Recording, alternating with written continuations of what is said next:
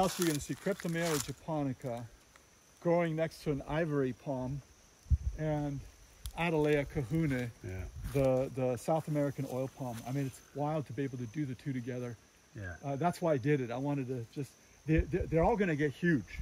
All these three, I mean, this thing, you should see these guys when they get huge. I mean, they're, the fronds are like massive. 16 feet long. Yeah. These guys just get enormous. It's slow growing up here because of the Waka heat. Yeah. But because we don't get cold, it's fine. And then this guy back here, this is hardy to your neck of the wood. This is the Florida parodi palm. Mm-hmm. The Washingtonia. Huh? Washingtonia? No, parodi. Oh, okay. It's a parodi palm, so it's a swamp palm, and it would grow terrible for you. Yeah. The reason being is that they like warm nights, mm-hmm. a huge amount of humidity. Yeah. You know, they're used to Florida basically. Right. And so even for us, they're quite slow. The specimen you're looking at's been in the ground for about 4 years. Mm-hmm. This is Dipsis onilahensis. This is a mountain dipsis, and this is the cool Dipsis betafaca that turns into the blue decipiens. They're bright blue. I have a bluer one up the hill.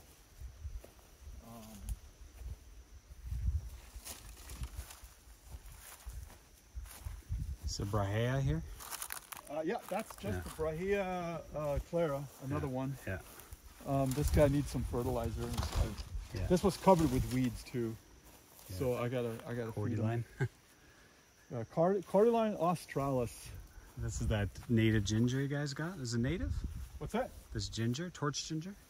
That's a torch ginger. It's not native, and I hate it. It's kind of invasive. No, because it makes these big leaves, and then the flowers are tiny. And so what I end up doing is that just right now I cut all the leaves and grind them up with the BCS to make mulch, and then I can see the flowers, and then it starts all over. So it creates a lot of green manure, but it's shading a lot of plants. That's Dipsis. I'm sorry. This is Brahea. Armata. No, it's a dwarf one. It doesn't make a trunk. Oh, Edgeless? It just doesn't make a trunk. I got it. Oh, the name will come to me.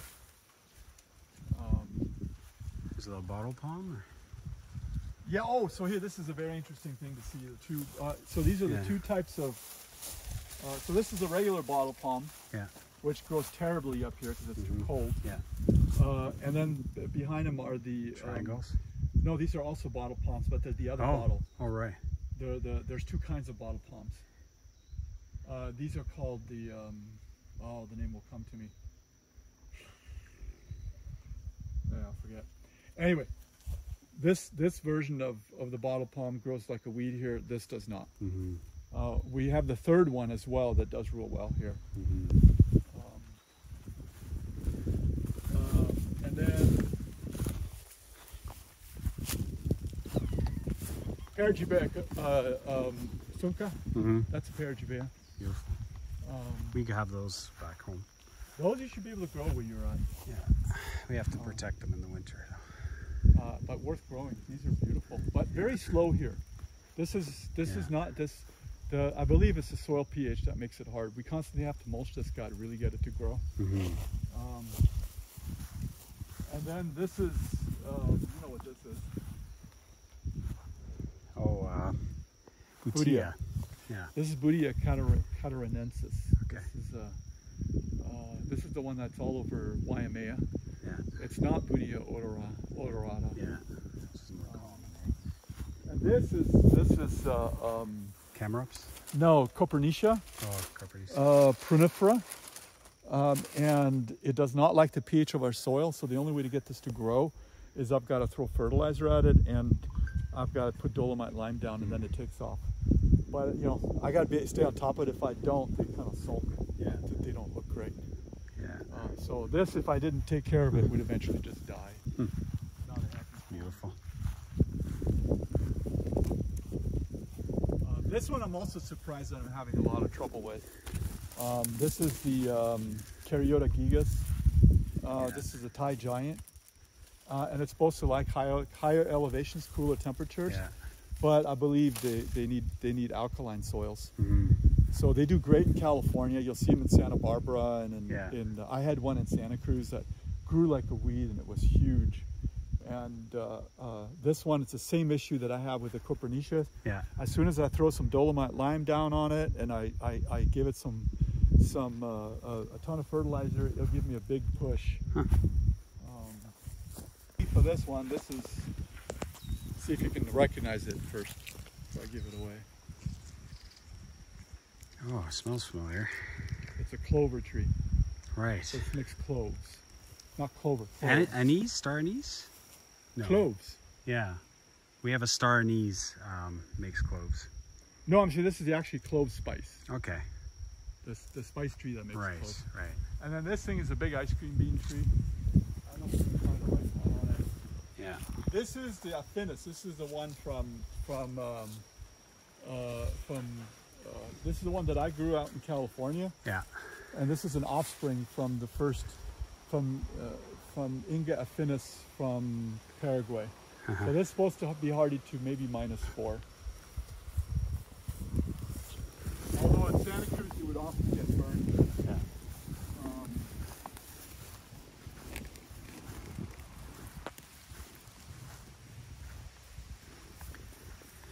So the Inga tree is pretty competitive, but for some reason the palms are able to compete. Mm.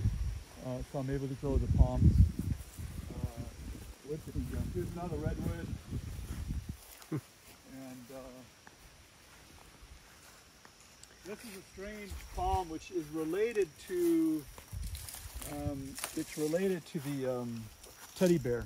It's one of those strange dipsis. Yeah, really bent, huh? I don't know the name of it. Spear on it. And then, that's lilikoi right there on the ground.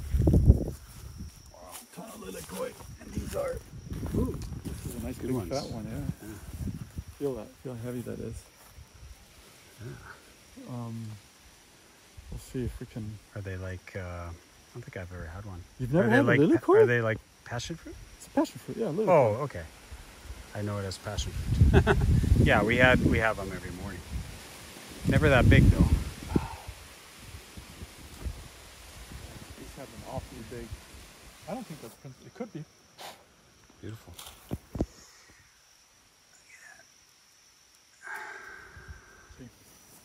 Holy shit. It's huge. Pretty full. Yeah. That's a eucalyptus behind that. Oh, really? You want one? Never seen. I'm good. I had a few this morning. They're good though.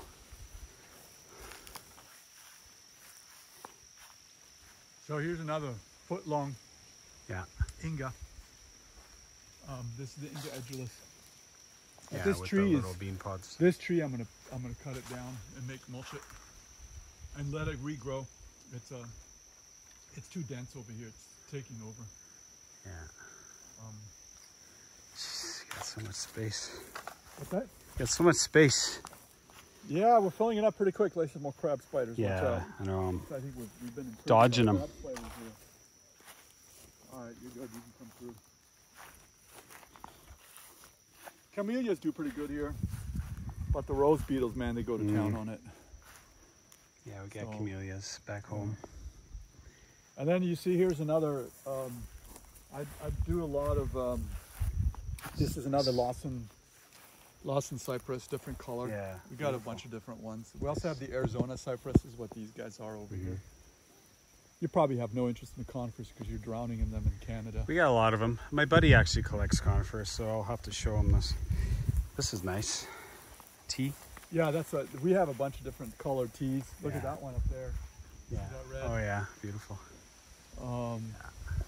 I can grow them in the greenhouse, but that's about it. Outside in the summer. Yeah, that's what I would do if I was doing that pretty good. So this is an example where we took out a African tulip tree, nasty boogers, and it's still alive. They'll shoot up from the ground, so I have to figure out how to kill the trunk. And here's more.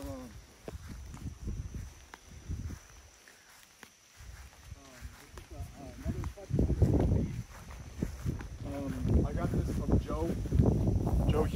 the guy who's got who runs the Facebook group Grow the Fruits, and he's got a ton of different fruit trees from all over the world. And the rose beetles are absolutely in love with this tree as well. Look at it. Yeah. Terrible. Yeah. These are Taiwania cryptomerioides, very rare conifer. If your friend collects, he's going to love to see this. They're tender to, like you can do the zone 7 to 8, 7 or 8. These should do well for you. Jackfruit. No fruit on it. Come on, get to work. It's really leaning, huh? Is that what they do? There's fruit on it. Yep, there it is. See? Yeah, Fruiting. coming. Yeah. It's coming. Yeah, I don't know why this one's got so much of a lean. It's strange. I think it's actually because of this tree. Trying to get away from it. Trying to get away from that tree. Here's another one. Look, it's full of. Oh yes, look at this. Yeah. Yeah, it's fruiting. Nice so looking fruit. ever so often, when we lose goats, if a goat dies, then what we do is we'll toss them on the tree and cover it with grass. That's what we did here, and the tree just took off. So yeah, sometimes things don't work out. Yeah. This redwood's dead. Yeah. I don't know why. We're just not able to grow it, and sometimes it's weird, right? So that's one of the things you got to know about growing borderline trees. Yeah. So, somebody would say, I'm going to try to grow a redwood in Hawaii. And they would get this result and they would give up, right? Yeah, you have ones growing. I've got a ton of them. Yeah. You just have to, you can never just do one. Right. And you should never give up. You should always do try multiple. Right. And see, because there's a lot of genetic variation. Yeah. This one, I don't know why it didn't take, but it didn't. What are those guys? Those are pili nuts. With the white trunks? Pili nuts. Yeah, that's those are supposed to be all the rage dietary wise because they're really good at filling the oil. Yeah. These are about 2 years old. These are the liquid amber from. This is liquid amber formosa from Taiwan. The Taiwanese ones grow real well here. I have the other one too. It doesn't grow as well. The regular one, the American one. Yeah. It's very pretty. Nice color. Yeah. And you can see it's the middle of winter and it's growing. Yeah. And they do the same thing in the spring, but in March and April, all the leaves will turn like this. Yeah. And then the new leaves will come out. And these are really cool trees. These are the China fir. Okay. Kuningamia. It's a very primitive tree. It's this guy is one of the parents of many of the Cupressaceae family cypress. He's the ancestor to even these guys. Yeah, we have a tree that grows near us called the monkey puzzle tree. Yeah. Yeah. Looks that's very much like this. Well, I'll show you the monkey puzzle. We actually have one. Yeah. Here, let's get down here.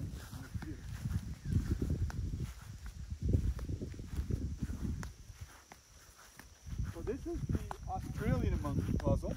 Yeah. And that tiny one down there that's getting covered by weeds, that's the monkey puzzle you're growing. Okay. And I'm testing that out to see if I can actually grow it. I don't know if I'll be successful or not. Yeah. So, and you can see, here's another redwood. You see how big that is? Yeah. It's already gotten huge. Nice. So, and then you wanted to see the variegated Hilo? Yeah. Oh, by the way, here, oak tree. This is a red oak from northern Mexico. Pretty cool, huh? Yeah. The rose beetles are eating them. We have Gary oaks, they're called. They're really nice. And then this guy's from Mexico as well. I forgot the name of it. What is this? That's a cherry tree. Okay. Yeah, thought it was. Thought it was. First blossoms. Yeah. So the cherry festival in Guaymas is they're just coming out now. They're just starting. Yeah. So this was a seedling, and this is the first year it's blooming for me. Huh. So the first blooms. That's cool. The ones in the Waimea are going to be covered with pink. Yeah. Here's the bronze loquat. This is something that does well in Canada. They grow huge here. Bronze loquat. That's the loquat from Taiwan. Yeah, nice. The rest of this. Oh, it's delicious. If you throw it somewhere, it'll probably sprout a tree. Yeah, we do get a lot of weeds. They do show up as weeds. What do you call those ones with the flower, the red flower? Forget the name of it. I'm sorry. That's tender though. Yeah. They're tropical. It's a Like, nitrogen fixer. It's a mimosa family, or? You know, I'm drawing a complete blank on the name of these. They're fairly common in Hawaii. Yeah. And I have various different colors on this one. Yeah. There's another Virea. Yeah. Beautiful. I gotta get. I need to get labels on these things.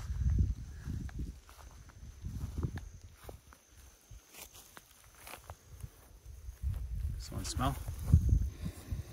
Yeah. That's a very good Hilo, but this is a dwarf Hilo. Mm-hmm. This will never get big. Yeah. Oh, you can see it right there. You see the Yeah, Hilo way on the up roof? there, yeah. That's it.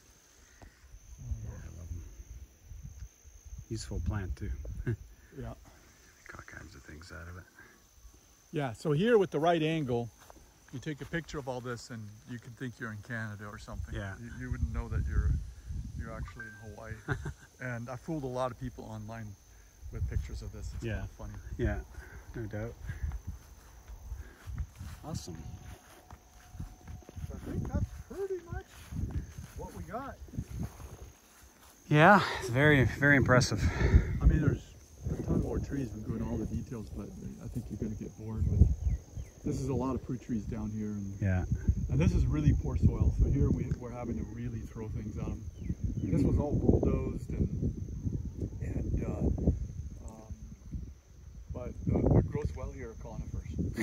That's good to know. I don't know why the conifers, the fruit trees don't grow so well. You can see how they're all sort of struggling. Yeah. This should be forest by now. Yeah. This should be a fruit tree.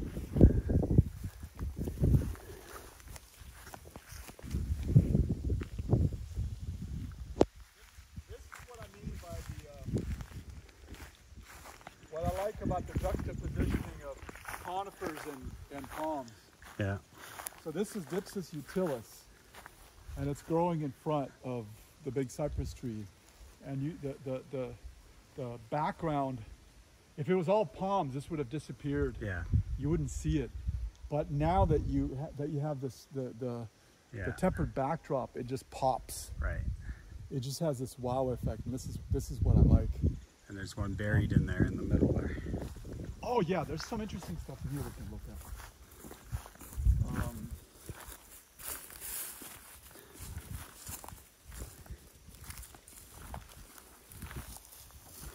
Feel the temperature difference? Yeah. Wow. Nice to get away. Yeah, we got, so the trees are great. The understory, this creates great understory for palms and other things. Yeah. See, this is a Dipsis, which I don't remember the name.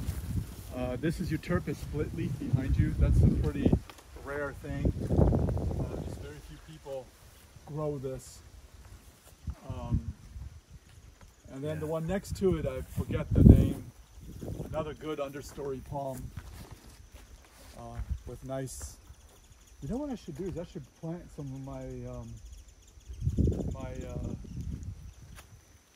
the Marjeji Darianii down here. They would do well with a bit of the shade. Yeah. Beauty. And then over here, yeah, I have a few of those. Those are all the Nicualas. Yeah. But they're very slow growing. This guy right here, this is from New Caledonia. Beretta Kentia. I think this is Hapala. And then, oh yeah, look, okay, now you can see a really well-grown Marjeji behind it. You see that's a Marjeji.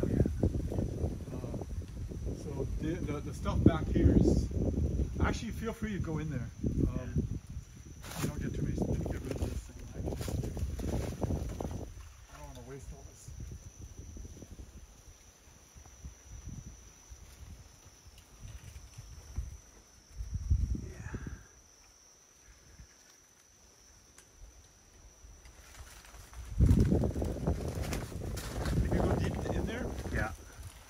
see that really big leaf.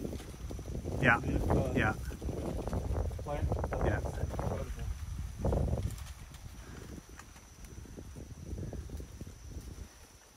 It's huge. Yeah. No, but the one right next to it, you see the really big leaves. Yeah. Which has that whole leaf, and then there's this one, which is this is Margegia insignis. Another loquat tree. Yeah. And then all the native Pritchardias. Yeah. Beauty. Plum trees, cherry trees, apple trees, and palms and conifers. We have what a combo. Huh? What a combo. Yeah.